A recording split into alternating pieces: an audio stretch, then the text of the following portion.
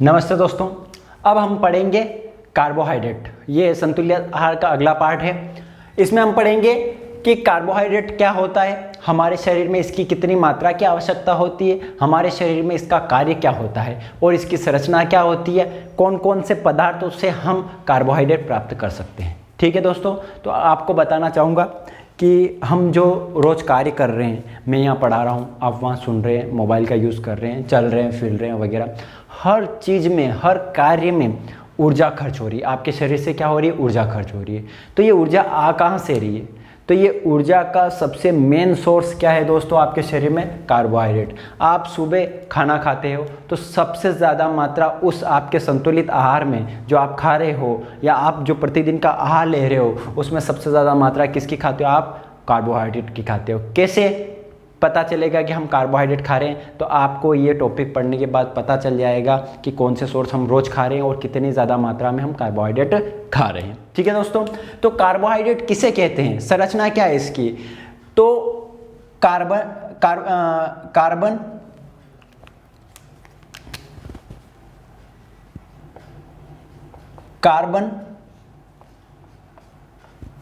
Hydrogen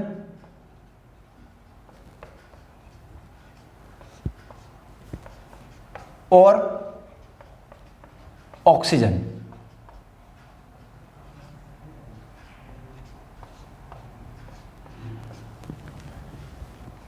देख रहे हो दोस्तों आप, कार्बन, हाइड्रोजन और ऑक्सीजन, जब ये तीनों तत्व आपस में एक निश्चित अनुपात में मिलते हैं तो किसका निर्माण होता है? कार्बोहाइड्रेट का। तो कार्बोहाइड्रेट क्या है? कार्बन, हाइड्रोजन व ऑक्सीजन से मिलकर बने होते हैं, से मिलकर बने होते हैं। आप पॉज करके पूरी परिभाषा लिखिए। ठीक है, तो क्वेश्चन आ जाए कि कार्बोहाइड्रेट क्या है, तो कार्बोहाइड्रेट कार्बन, हाइड्रोजन और ऑक्सीजन से मिलकर कार्बोहाइड्रेट का क्या होता है? निर्माण होता है। किस मात्रा में? वो मात्रा हम बाद में पढ़ेंगे। किस अनुपात में? वो हम बाद में पढ़ेंगे। लेकिन आपको याद होना चाहिए कि CHO, ये ट्रिक ध्यान में होनी चाहिए। CHO, कार्बोहाइड्रेट का निर्माण किससे होता है? CHO, कार्बन, हाइड्रोजन व ऑक्सीजन के से निर्माण होता है। ठीक है, किस अनुपात में होता है? तो कार्बन की अनुपात कितना होना चाहिए? 1 होना चाहिए। हाइड्रोजन का अनुपात कितना होना चाहिए? 2 होना चाहिए।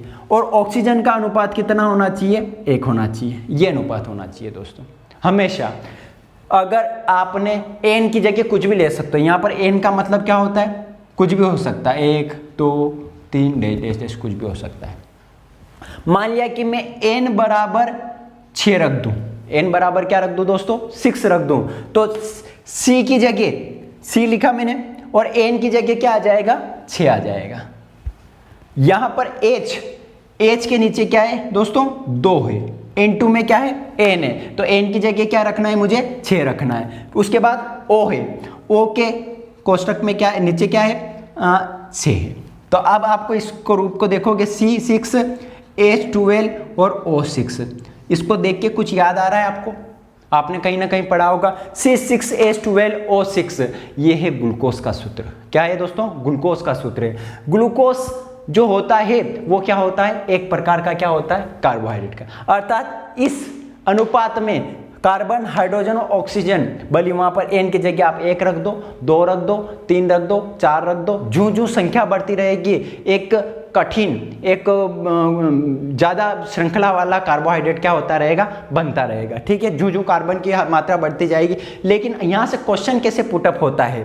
क्वेश्चन ऐसे पुटअप होता है, या तो डायरेक्ट आपसे पूछ लिया जाए क्या? सूत्र। ये डायरेक्ट सूत्र पूछ लिया जाता है कि कार्बोहाइड्रेट का सूत्र क्या है? CnH2nO6। या कार्बोहाइड्रेट में हाइड्रोजन, ऑक्सीजन व कार्बन का क्या अनुपात होता है? तो कार्बन, हाइड्रोजन व ऑक्सीजन का अनुपात क्या होता है? 1:2:1। और आपको विशेष रूप से ध्यान में रखना है कि जरूरी नहीं है वो इसी क्रम में पूछे, वो पूछ सकता है कि कार्बन व हाइड्रोजन का अनुपात क्या होता है? तो 1:2 होता है, वहां पर 2:1 भी होगा। तो आपको विशेष रूप से ध्यान रखना, पहले किसका पूछा है और बाद में किसका पूछा है। तो आपको ये सूत्र के साथ याद रखोगे, कोई कंफ्यूजन नहीं आएगा। लेकिन पहले किसका पूछा है उसी का अनुपात देखना है। अगर वो पूछ ले कि हाइड्रोजन व ऑक्सीजन का अनुपात क्या होता है कार्बोहाइड्रेट में, तो आपको 2:1 बताना है। अगर वो पूछ ले हाइड्रोजन व कार्बन का अनुपात क्या होता है, 2:1 होता है। अगर वो पूछ ले कार्बन व हाइड्रोजन का अनुपात क्या होता है, तो 1:2 होता है। समझ गए होंगे इस बात को, ठीक है। एन की जगह कुछ भी रखोगे, आपको क्या प्राप्त होगा, एक प्रकार का कार्बोहाइड्रेट प्राप्त होगा। कुछ सरल कार्बोहाइड्रेट प्राप्त होंगे, कुछ कठिन कार्बोहाइड्रेट प्राप्त होंगे। ज़्यादा श्रृंखला बढ़ती जाएगी, कठिन प्रकार के कार्बोहाइड्रेट प्राप्त होंगे, ठीक है। अब इसके बाद देखते हैं हम कि इसकी विशेषता क्या है, ठीक है दोस्तों। तो विशेषता ये है कि आप जो कार्बोहाइड्रेट खाते हो ये आपको प्रतिदिन ऊर्जा देते हैं और सर्वाधिक मात्रा में ऊर्जा देते हैं, ये ध्यान में रखना। प्रतिदिन ऊर्जा के सोर्स होते हैं, अर्थात बिना कार्बोहाइड्रेट खाए आप कार्य नहीं कर सकते, वीकनेस आ जाएगी। आप कार्य करने के लिए, प्रतिदिन कार्य करने के लिए आप क्या करते हो, प्रतिदिन कार्बोहाइड्रेट का सेवन करते हो, ठीक है। प्रतिदिन आहार में सर्वाधिक मात्रा रहेगी।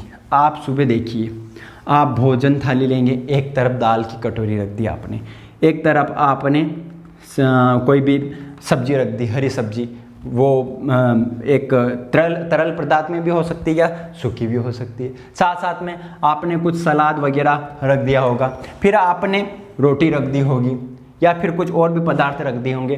तो आपके संतुलित आहार आपने पढ़ लिया था, परिभाषा पढ़ लिया था कि संतुलित ऐसा आहार जिसमें सभी पोषक तत्व हो। सो पोषक तत्व क्या है, कार्बोहाइड्रेट, प्रोटीन, वसा, खनिज, विटामिन, यही तो क्या है, पोषक तत्व। तो संतुलित आहार में सही मात्रा में, लेकिन संतुलित आहार में कार्बोहाइड्रेट की मात्रा कितनी होनी चाहिए, इसके बारे में अभी तक उन्होंने चर्चा नहीं की। संतुलित आहार में प्रोटीन की कितनी मात्रा होनी चाहिए, वो अभी तक हम लोगों ने चर्चा नहीं की। और वसा की कितनी मात्रा होनी चाहिए, इसकी भी बारे में हमने चर्चा नहीं की। तो आप ये ध्यान में रखना, संतुलित आहार में जो कार्बोहाइड्रेट है,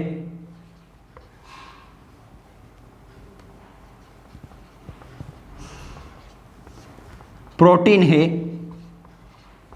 और वसा है, वे ये यहां से कई क्वेश्चन आए हैं कि संतुलित आहार में कार्बोहाइड्रेट, प्रोटीन और वसा की मात्रा क्या होनी चाहिए।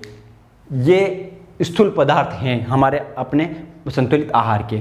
तो 60% होना चाहिए, क्या होना चाहिए उस संतुलित आहार की थाली में, क्या होना चाहिए, 60% होना चाहिए कार्बोहाइड्रेट होना चाहिए, 20 से 22% होना चाहिए आपके, क्या होना चाहिए, प्रोटीन होना चाहिए, और 18 से 20% क्या होना चाहिए दोस्तों, वसा होना चाहिए। अर्थात आप रोजाना एक समय के, किसी भी समय के एक भोजन में, संतुलित आहार में कार्बोहाइड्रेट कितना ग्रहण करोगे, 60%, प्रोटीन 20 से 22%, ठीक है दोस्तों। तो वसा में 18 से 20% आपको संतुलित आहार की मात्रा आवश्यक है। तो आप सुबह भोजन करेंगे तो उसमें कार्बोहाइड्रेट की मात्रा 60% होनी चाहिए, प्रोटीन की मात्रा 20% होनी चाहिए और वसा की मात्रा भी 20% होनी चाहिए, इसके आसपास में होनी चाहिए, ठीक है।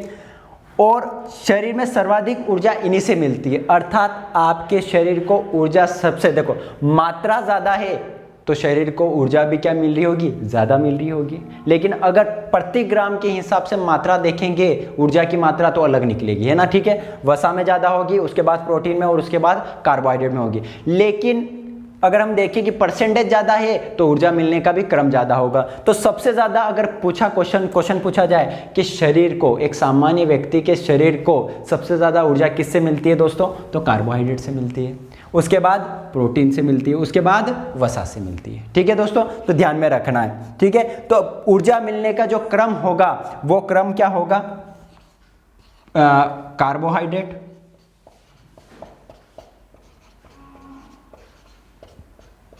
उसके बाद प्रोटीन,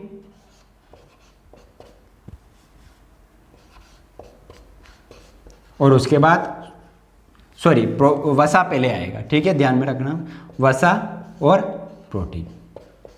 प्रोटीन का उपयोग शरीर सबसे बाद में करेगा।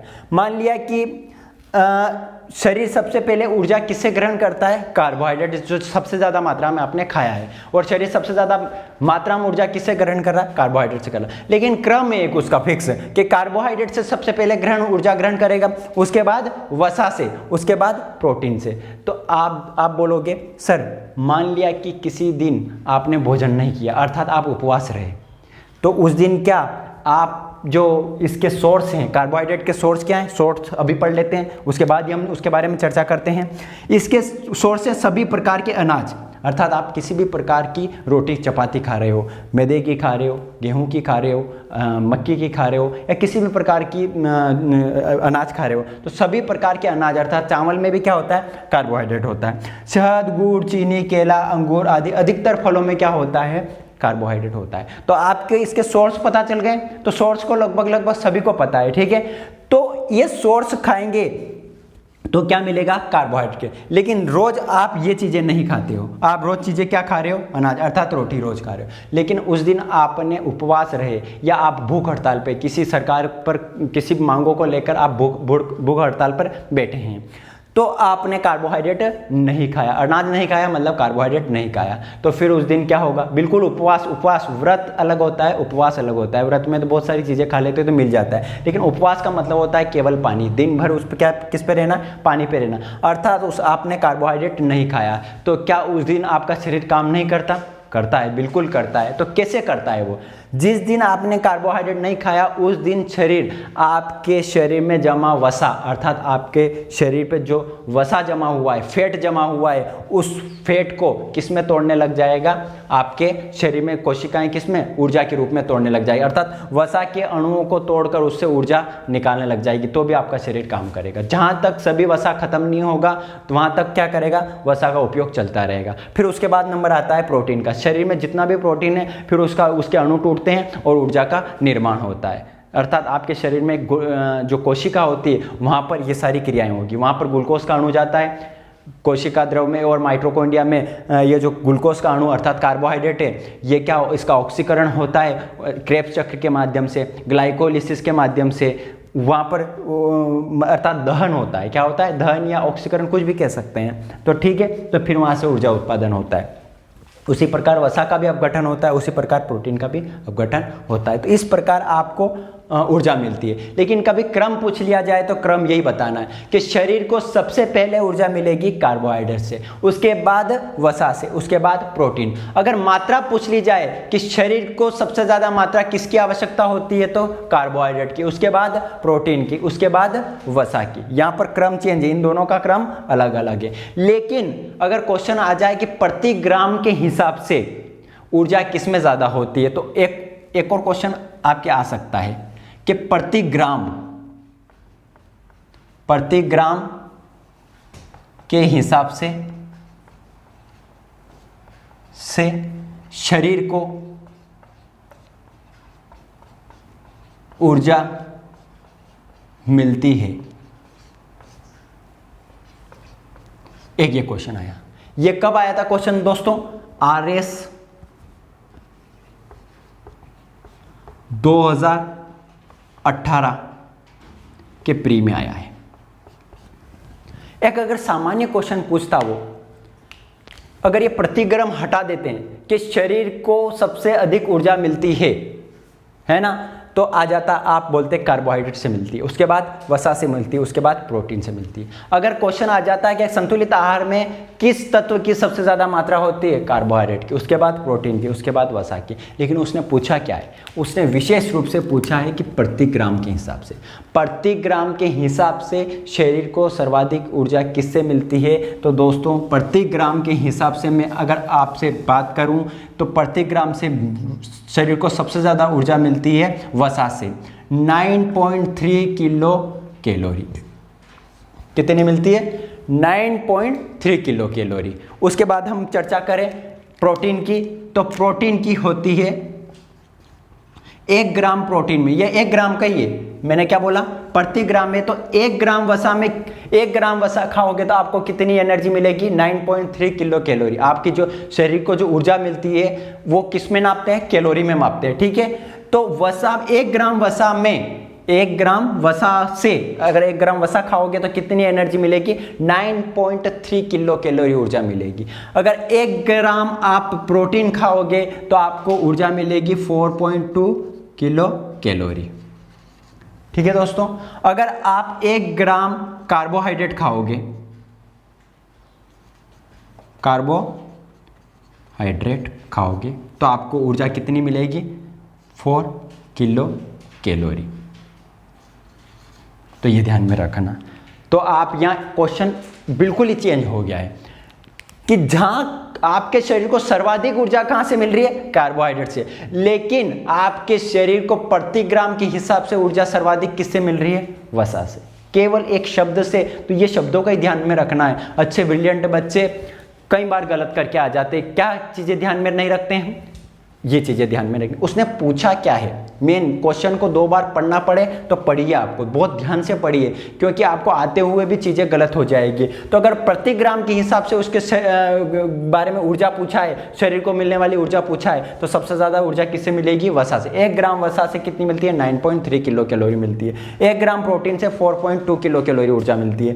1 ग्राम कार्बोहाइड्रेट से 4 किलो कैलोरी ऊर्जा मिलती है। तो ये क्रम जस्ट चेंज हो जाएगा। जब वो इस प्रति ग्राम के हिसाब से पूछे, ये क्रम बताना है। वो आपसे केवल क्रम पूछे, संतुलित आहार का क्रम पूछे कि सबसे ज्यादा मात्रा के बारे में पूछे तो कार्बोहाइड्रेट, प्रोटीन और वसा, और वह शरीर को ऊर्जा मिलने का क्रम पूछे तो क्रम ये होगा, सबसे पहले कार्बोहाइड्रेट, फिर वसा, फिर प्रोटीन। ठीक है दोस्तों, तो ये कार्बोहाइड्रेट के बारे में था। ये आपने उसके सोर्स पढ़ लिए, ये उसकी विशेषता पढ़ ली, ये उसकी परिभाषा पढ़ ली। ठीक है दोस्तों, अब हम देखेंगे कि इस कार्बोहाइड्रेट में कुछ विशेषताएं होती है, वो चीज़ें पढ़ेंगे कि कार्बोहाइड्रेट का अलग अलग संचय कैसे होता है, वो पढ़ेंगे। ठीक है दोस्तों, ठीक है दोस्तों, तो कार्बोहाइड्रेट के कुछ विशेषताएं वो पढ़ रहे हैं, बाकी आपका मेन कंटेंट पूरा हो चुका है।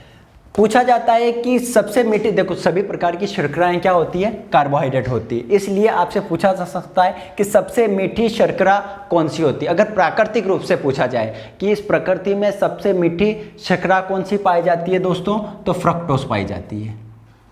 कौन सी पाई जाती है, फ्रक्टोज, ये ध्यान में रखना। फ्रक्टोज कहाँ पाई जाती है, फलों में। तो आपसे 2 प्रकार से क्वेश्चन पूछ सकता है वो कि फलों में कौन सी शर्करा पाई जाती है, फ्रक्टोज, जैसे ग्लूकोज, फ्रक्टोज, माल्टोज वगैरह। तो ये सभी प्रकार क्या है, ये कार्बोहाइड्रेट के प्रकार हैं। जैसे आपने देखा था कि N का जो मात्रा बदल जाती है, जैसे N बराबर उन्होंने 6 रख दिया तो वहां पर ग्लूकोज आ गया था, C6H12O6, वो किसका सूत्र आ गया था, ग्लूकोज का। N की जगह अलग अलग N का मान अलग अलग निकलेगा तो वहां पर फिर वो जो कार्बन की मात्रा चेंज होते ही वो कार्बोहाइड्रेट का रूप क्या हो जाएगा, चेंज हो जाएगा। ठीक है दोस्तों, तो फ्रक्टोज भी क्या है, एक प्रकार का कार्बोहाइड्रेट है। कहां पर पाया जाता है, फलों में। तो ये क्या होता है, एक मीठा पदार्थ होता है। तो फलों के जो मीठेपन का कारण है वो है कार्बोहाइड्रेट, और कौन सा कार्बोहाइड्रेट है, फ्रक्टोज है। तो फलों में कौन सी शर्करा पाई जाती है, फ्रक्टोज। ये प्राकृतिक शर्करा है, जो सबसे मीठी शर्करा है इस प्रकृति पे। तो पूछा जाए कि सबसे मीठी प्राकृतिक शर्करा कौन सी है, तो फ्रक्टोज है। अगर ये क्वेश्चन पूछा जाए कि सबसे मीठी शर्करा, लेकिन कृत्रिम रूप से पूछ लिया जाए कि कृत्रिम रूप से सबसे मीठी शर्करा कौन सी है, तो सेकेरिन है। क्या है दोस्तों, सेकेरिन। ठीक है, तो ये कृत्रिम क्यों बोल रहे हैं कि इसको वैज्ञानिकों ने बनाया, मानव ने बनाया, इसलिए इसको बोल रहे हैं कि सबसे मीठी शर्करा कृत्रिम रूप से कौन सी है, सेकेरिन, जो कि फ्रक्टोज से कितनी 600 गुना मीठी होती है। कितनी मीठी होती है, 600 गुना। अर्थात इस फ्रक्टोज से 600 गुना या 600 ज़्यादा गुना क्या होगी, ये मीठी होती है। इसीलिए आजकल इस सेकेरिन का यूज़ कई खाद्य पदार्थों में किया जाता है। जैसे आप बहुत से प्रकार का फलों का जूस पीने जाते हो तो आप देखते हो कि आम बहुत ज़्यादा खट्टे आते हैं, कच्चे आम तोड़ लिए जाते हैं, उनका अलग अलग पदार्थों से उसको पकाया जाता है। तो क्या होता है, उसका खट्टापन कम करने के लिए, जूस को अधिक मीठा करने के लिए उसमें सामान्य शक्कर डालेंगे तो उनको बहुत ज़्यादा महंगा पड़ेगा जूस। इसलिए वो अधिकतर लोग क्या करते हैं कि सेकेरिन मिलाते हैं। क्योंकि आप मान लिया कि कोई जूस बना रहे हो तो उसमें 1 किलो शक्कर डाल रहे हो, तो उस शक्कर जो 1 किलो पड़ रही है तो उसको, उस पदार्थ को मीठा कर रही है। लेकिन अगर उसी की जगह सेकेरिन यूज़ कर लिया जाए तो 1-2 बूंदों में ही क्या काम हो जाएगा, उस 1 किलो शक्कर का वो भरपाई कर देगा, अर्थात उस पदार्थ को उतना ज़्यादा मीठा कर देगा जो 1 किलो शक्कर कर रही थी। अर्थात उस व्यक्ति के लिए वो सेकेरिन क्या पड़ा, सस्ता पड़ा, लेकिन ये आपके शरीर को नुकसान पहुंचाता है। ठीक है दोस्तों, तो ये सेकेरिन का जो खाद्य पदार्थों में जो यूज़ है वो बैन किया हुआ है। कई राज्य सरकार और केंद्र सरकार ने इसको बैन किया हुआ है अलग अलग पदार्थों में। तो बहुत सारे जूस सेंटर वगैरह या बहुत सारे अलग अलग, जैसे आपके कोई शादी समारोह वगैरह होता है तो वहाँ पर जो अलग अलग मीठे पदार्थ बनाए जाते हैं उनमें भी सेक्रिन का यूज़ किया जाता है, ठीक है। पर शरीर के लिए नुकसानदेह है। सामान्य प्राकृतिक चीज़ें खाओगे तो सबसे ज़्यादा शरीर संतुलन में रहेगा और स्वस्थ रहेगा, ठीक है। एक और क्वेश्चन यहीं से आ जाए कि सबसे मीठी शर्करा, ना तो वो आपको प्राकृतिक दे क्वेश्चन में और ना ही क्या दे, कृत्रिम दे, और ऑप्शन में दोनों हो, फ्रक्टोज भी हो सेक्रिन भी हो, तो आप किसको राइट लगाओगे? तो एक सामान्य सा चीज़ है कि जो सबसे मीठी है वही लगाओ ना। उसने नहीं पूछा है, प्राकृतिक नहीं पूछा है, कृत्रिम नहीं पूछा है, तो आपको कंफ्यूजन नहीं होना सर इसने ऐसा तो नहीं पूछा, लेकिन आपको उसकी टेंशन नहीं लेना। सब उस वक्त सबसे मीठी कौन है? सेक्रिन ही होगी, तो आपको सेक्रिन ही लगाना है। अगर विशेष रूप से उसने प्राकृतिक बोला तो फ्रक्टोज, विशेष रूप से उसने कृत्रिम बोला तो सेक्रिन, कुछ नहीं बोला तो सेक्रिन, अगर उपलब्ध है वहाँ ऑप्शन में तो, ठीक है।